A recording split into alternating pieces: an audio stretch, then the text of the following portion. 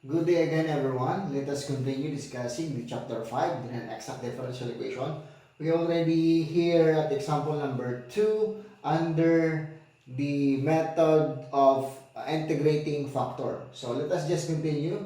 We already done yung ating sample number 1. So let us proceed dito sa ating sample number 2. We have here obtained the particular solution of this given differential equation. We have 2 plus y cosine of x multiplied by dx plus x cosine of x dy, and this is equals to 0. And we have a condition that is given. So we have y of 0 that is equals to 1. So we have this initial condition for us to determine the particular solution. We can determine only the particular solution after we find the value of the general solution. And after that, we can substitute the values of these x and y dun sa ating general solution to find the particular solution. Okay? So let us proceed. First, we need to check the exactness of this differential equation. For us to know and familiarize kung ano bang gagamitin natin, we are going to use the exact or non-exact. So, kasi pag pinaghalo na yung problem together with yung exact sa non-exact, you cannot just guess kung anong gagamitin mo, kung exact ba or non-exact. So you need to test always, okay? You need to do the testing of the exactness of the differential equation. Yun ang gagamitin natin. So here, we need to find first the m and n terms dito sa given equation. So what is the m term here? So this is the m, the term associated with dx. So this is our m. And Rn, the term associated with your dy, this is Rn. Yan. So let us now find or test first the exactness of this differential equation. So the formula that we are going to use is the partial derivative of the m term over the partial of y, or with respect dun sa ating y. So this is equals to, okay? Equal or not equals to the partial derivative of n with respect to x naman siya. So, hanapin muna natin itong partial derivative of n with respect to y. So, here, let us use this space. So, the partial derivative of m. M here is 2 plus y cosine of x. Y cosine of x. And this is with respect to y. Yan. Okay? So maybe we can solve this simultaneously together with this partial derivative of n with respect to x naman. So the partial derivative of n. What is n here? N here is x cosine of x. This is with respect to x naman siya. Okay? Then proceed dun sa ating partial differentiation. So, we are differentiating with respect to y. So, any variable except for y will consider as a constant. Okay? So, kung yung hindi y dito, yung hindi y dito, yun yung constant natin. So, therefore, this cosine of x will treat as a constant. So, y. So, 2 is, the derivative of 2 is equal to 0. Then, plus, constant here is the cosine. So, cosine of x, then multiply by the derivative of y, 1. So, the value of our partial derivative of n with respect to y is equals to cosine of x. Yan, nakaisa na tayo. How about dun sa right side? Dun sa partial derivative of n with respect to x naman. So, here we are going to differentiate with respect to x naman. So, x here will treat as or y here will treat as a constant. But the equation don't have any y's. So, therefore, we can do the product rule of this differential equation. Okay? So, the product rule is equals to, ito yung ating magiging u, and this is our v. Okay? So, the product rule, I will just write the formula, the product rule, doon sa ating derivative of u and v is equals to u multiplied by the derivative of v plus v multiplied by the derivative of u. Yan ang gamitin mo dito. So, x first, the first term multiplied by the derivative of the second term which is equals to negative sign. Okay, sine of x. Yan ang derivative ng cosine of x.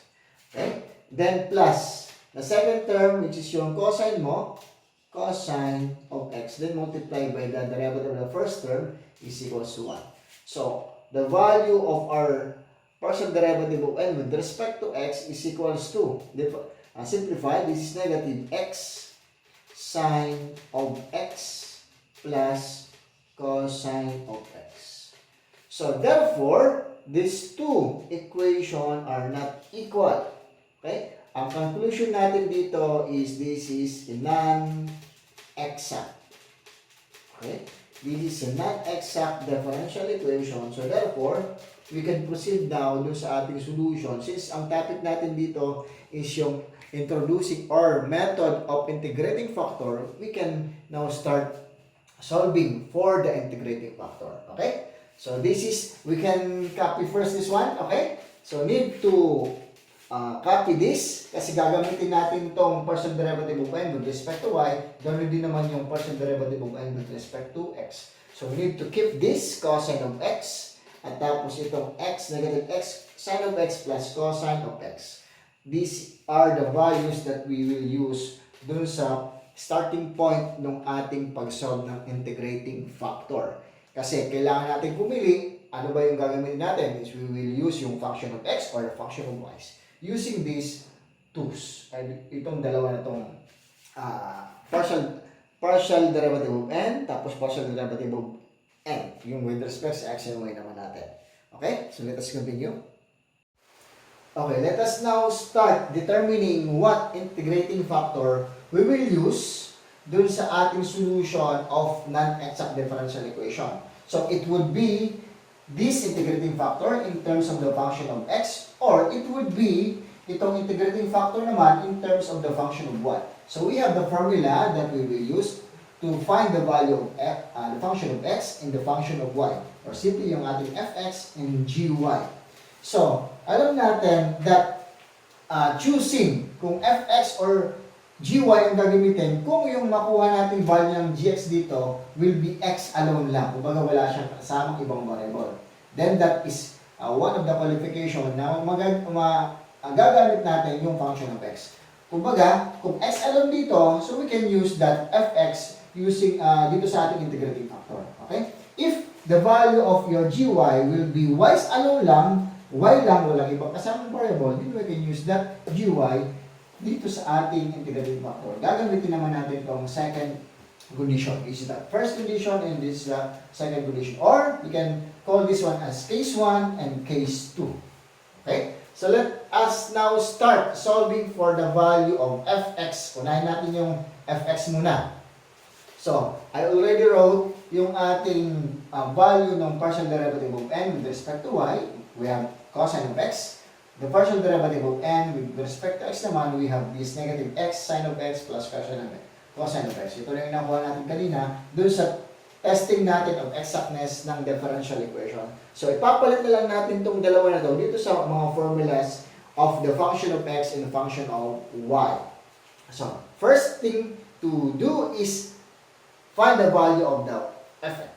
So, this value is equals to cosine. So, cosine of x, okay, minus, this value is negative, x, ayan, sine of x, okay, plus cosine of x. I'm solving first itong function of x muna. Cosine of x, okay, and this is over n. Over n. What is our n? And here is yung ating x. Ito yun. Di ba? From the original given non-exact differential equation. Non-exact to. So this is x cosine of x. Di ba? Ito yung n natin. This term.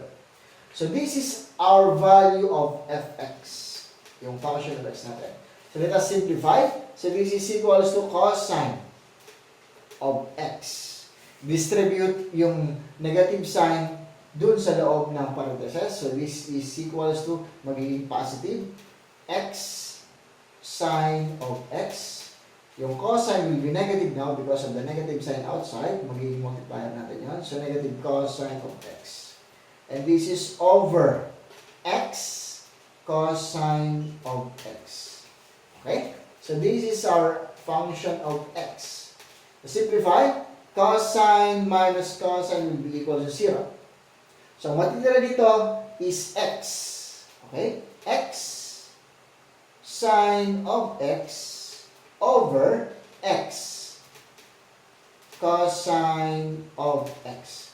This is our function of x. So, we can cancel out also yung x natin. X divided x is equals to 1. So, remaining value is sine over cosine. Sine over cosine of x. Okay?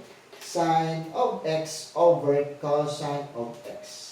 So, from our trigonometric identities, yung trigonometric function natin, dun sa trigonometric subject natin, dun sa fundamentals of the geometric math, sine over cosine is equals to tangent. So, this is equals to tangent of x. So, this is our value of the function of x. So, if I'm going to do the conclusion, we can use already this function of x dun sa ating integrating factor. Kasi, yung function of x is in terms of x. Wala siyang ibang kasamang variable. So, we can use this function of x dun sa ating integrating factor. We can use the case number 1. Okay? So, anyway, bago natin gamitin, then, let us solve first this one. Para alam nyo kung ano yung gagawin nyo. It's either you use, dapat alam mo yung magiging result nitong dalawa. Halimbawa, nagkataon ng unang pag-solve mo, nakuha mo na yan, then you can proceed already. Okay? How about yung unang try mo, hindi siya makuha? Then try the second formula. Try this one. Okay? So hopefully, nakuha nyo yung, technique para hindi kayo magkamali in choosing what integrating factor you are going to choose. Okay? So since nag-satisfy naman tayo dito sa function of x, we can use this one. Para mawala lang yung doubt natin, check din natin kung anong makukuha natin dito sa function of y. Okay? So, I will write this value dito. Tandaan natin to. That the function of x is equals to tangent of x. Isulit ko dito. Ang nakuha nating value ng function of x is simply equals to tangent of x. I will erase this one. Okay? Then, let us solve itong second condition. Itong case number 2. Okay?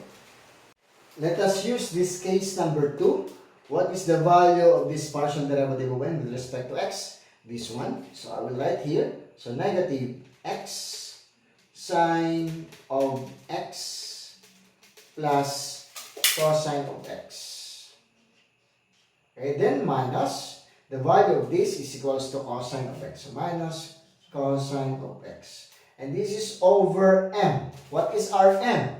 M here is equals to 2 plus. Ito yung from the original differential equation natin. 2 plus y cosine of x. And this is the value of our function of y. Okay? So we can simplify. Cosine of x. Cosine of x. Magiging 0 na yan. So this is yung ating numerator will be equals to negative x sine of x over 2 plus y cosine of x. This is the value of our function of y or gy. If we are going to check kung ano yung value na meron tayo sa gy, meron siyang kasamang x. We cannot simplify factor with this one. Okay? So meron pa ba tayong pwede i-simplify dito para matanggal yung para matira yung y, dapat y ano? So hindi. So, yung x dito, maririte siya. Meron tayong algebraic ng x, meron tayong trigonometric value ng x.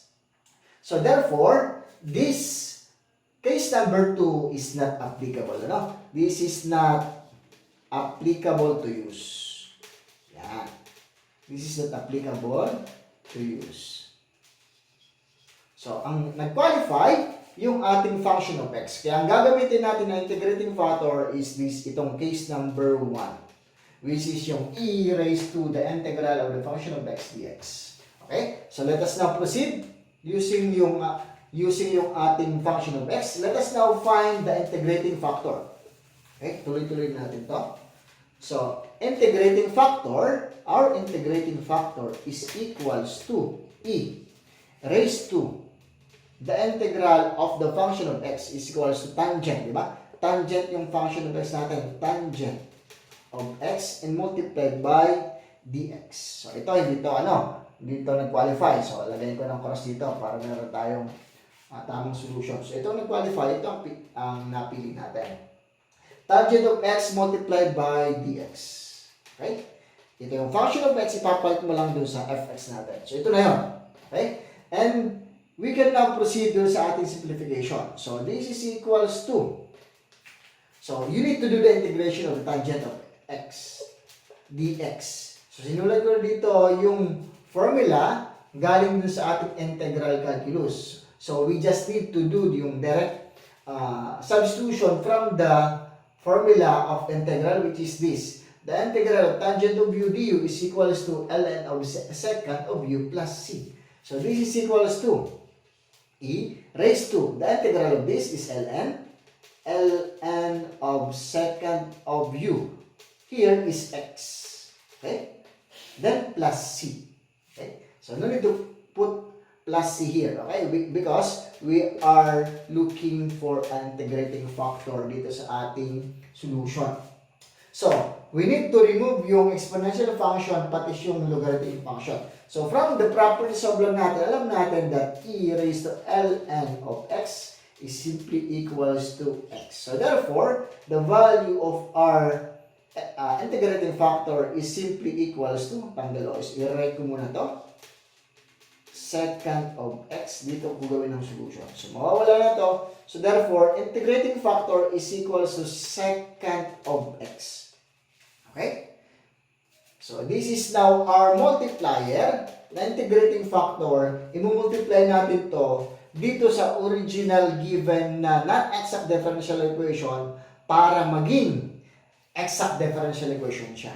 Okay? So, let us now proceed to multiply this integrating factor dito sa given na non-exact. To make this non-exact become exact differential equation.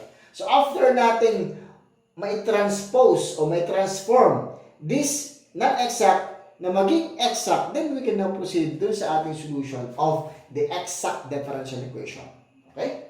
So okay na to. Okay na tayo rito. So let us now do yung ating transformation or multiply natin yung integrating factor doon. Erase ko na to. Tandaan, second. Okay, second. Let us now multiply this integrating factor dito sa ating original given na differential equation. Okay? So, ang purpose natin dito to make this non-exact DE to be an exact differential equation. So, isulat ko dito yung ating given. So, this is 2 plus y cosine of x multiply this by dx plus x cosine of x and this is multiplied by dy and this is equal to 0. So ito, kailangan natin i-multiply ito dito sa ating integrating factor na nakuha a while ago. So this is equals to secant of x. Ito yung multiplier natin. Distribute mo to dun sa loob ng parentheses. Okay? So secant of x multiplied by 2 is equals to 2 secant of x plus secant of x times y cosine of x is equals to y. Okay, y cosine of x secant of x. And this is all multiplied by dx. Okay, next, plus secant of x multiplied by x cosine of x. This is now equals to x cosine of x. And this is secant of x. And this is multiplied by dy. And this is equals to 0 times secant of x is equals to 0. Simplify. So, ito, copy mo lang. Wala ka pwedeng may-simplify dito sa first term. This is secant of x. So, dito meron tayong pwedeng i-simplify. We all know that secant from trigonometric function, that secant, let's say secant of x, di ba? Secant of x, that is equivalent to 1 over cosine of x. Okay? So, isulat ko in terms of cosine yung second. So, this is plus y cosine of x. Then, ipalit mo na yung equivalent ng second mo, which is equals to 1 over cosine of x. And this is all multiplied by dx. And this is plus. Same thing that you need to do here. So, x cosine of x. The equivalent of this is equals to 1 over cosine of x. Okay, gawin ko itong bracket. So, this is equals to 0. And multiply this by dy. So, simplify. Cosine will be cancelled out. Cosine will be cancelled out here. So, the value of our equation now is equals to 2 second of x. Then y na lang ang matitira plus y.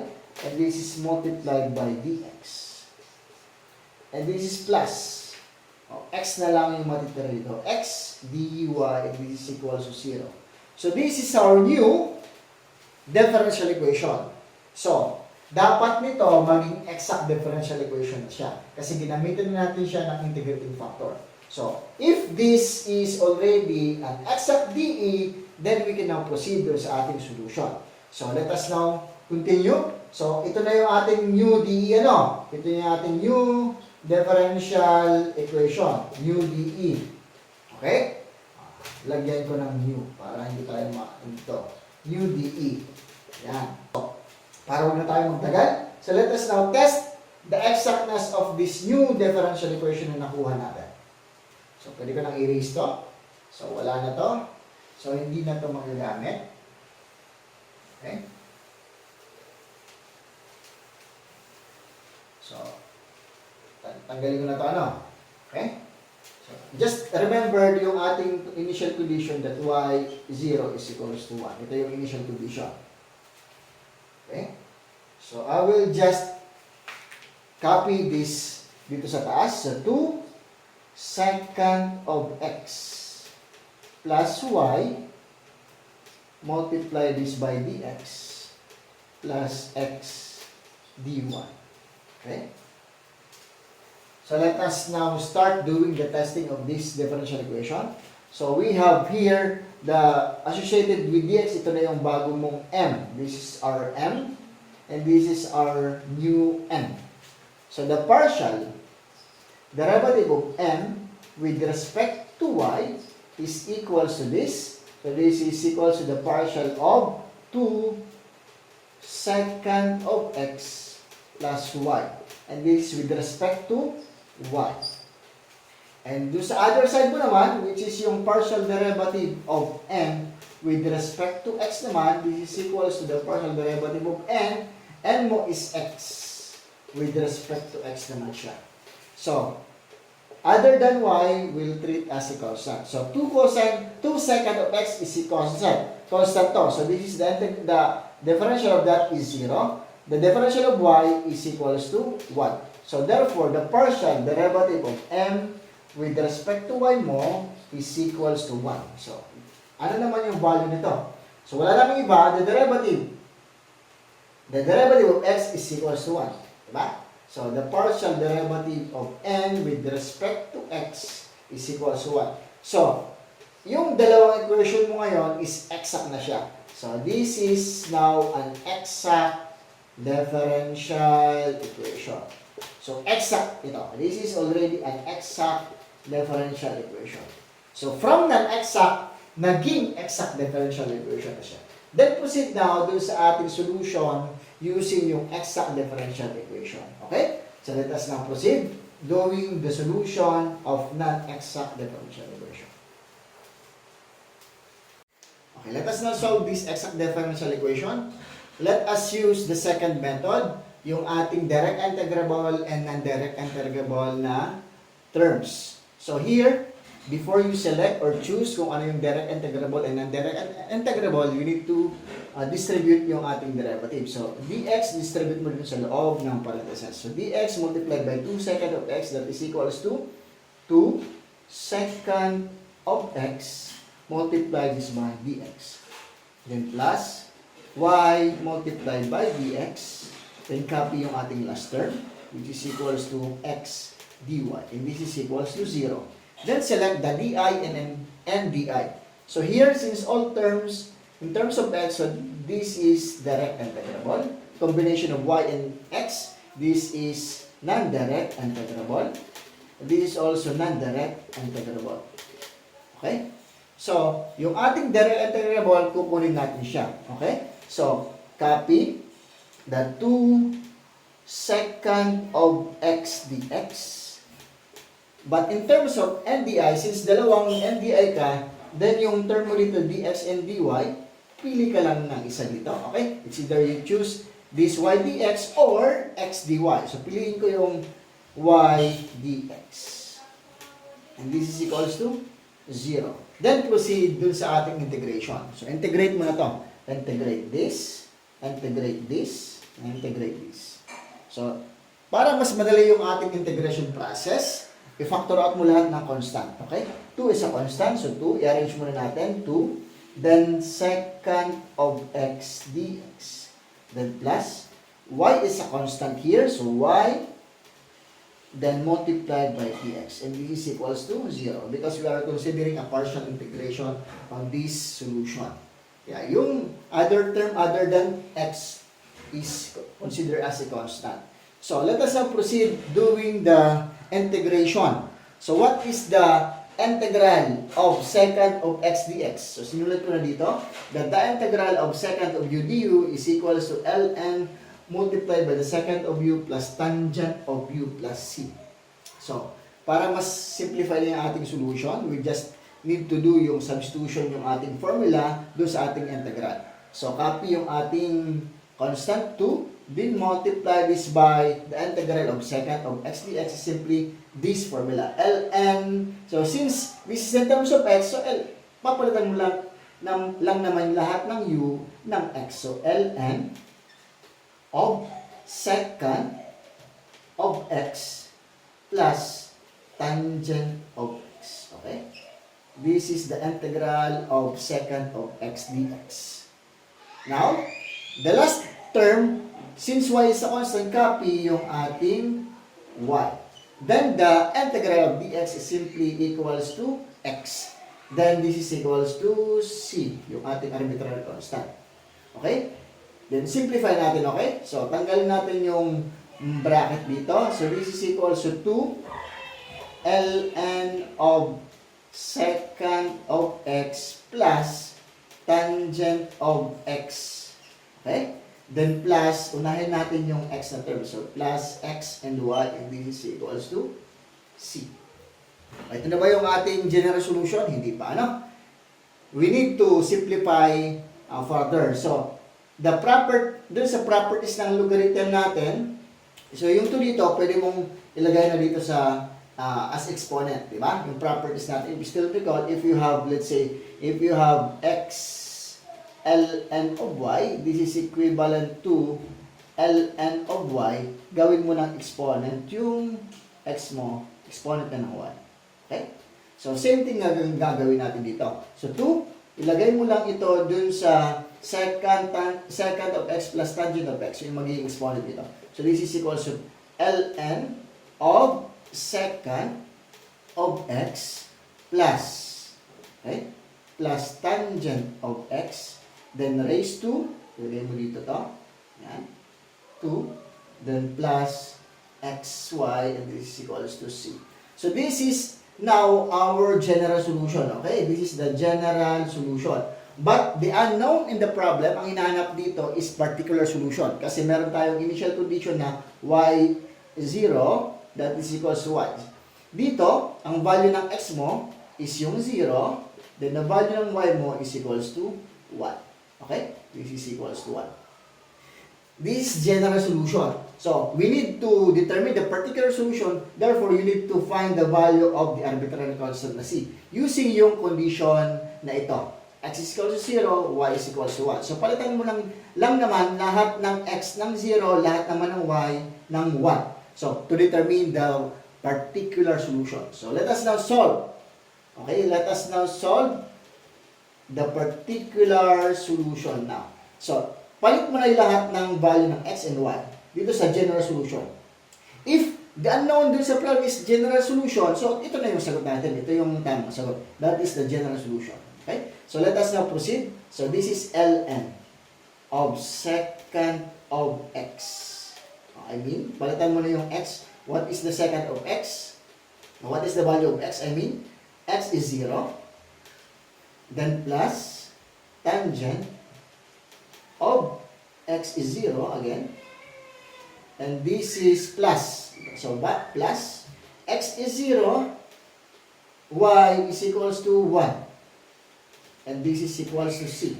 So, hanapin mo na. Using yung calculator, yung secant of 0 that is equals to 1. Or simply yung 1 over cosine mo. So, this is equals to 1. Tangent of 0 that is equals to 0. So, this is equals to 0. Therefore, this is ln of 1. So, I will erase this one. Dito ko gawin yung last part ng solution. Anyway, you can just do the screenshot of this solution. Okay? Now, let us now solve the last part of our solution to find the final answer, which is the particular solution. So, dito ko i-solve. So, we have now ln of. So, secant is 1. Isulat ko, 1 plus 0. Then plus, ito ang value nito is 0 na. Di ba? And this is equals to c. So, therefore, we have ln of 1. Okay? This is equals to c. Using yung calculator nyo, ln of 1 is simply equals to 0. So, therefore, the value of arbitrary constant is equals to 0. So, ipalit mo na yung nakuha mong c dun sa nakuha mong general solution. Ibabalik mo lang siya. So, papalitan mo na yung value ng c nung nakuha natin yung value ng c after natin magamit yung initial condition. So, therefore, our particular solution now is equals to ln of secant of x plus tangent of x, this is raised to 2, then plus x and y, and this is equals to 0. Ito yung c that is equals to 0. So, this is our particular solution. Okay? Nahanap na natin yung value ng arbitrary constant. Okay? So, this is the general solution, and this is the particular solution. This is the answer dun sa ating example number 2 under the non-exact differential equation. Ginamitan natin ng second method dun sa last part ng exact differential equation simplification. Hopefully, this is clear. Let us now continue dun sa ating method number 2 under the non-exact differential equation.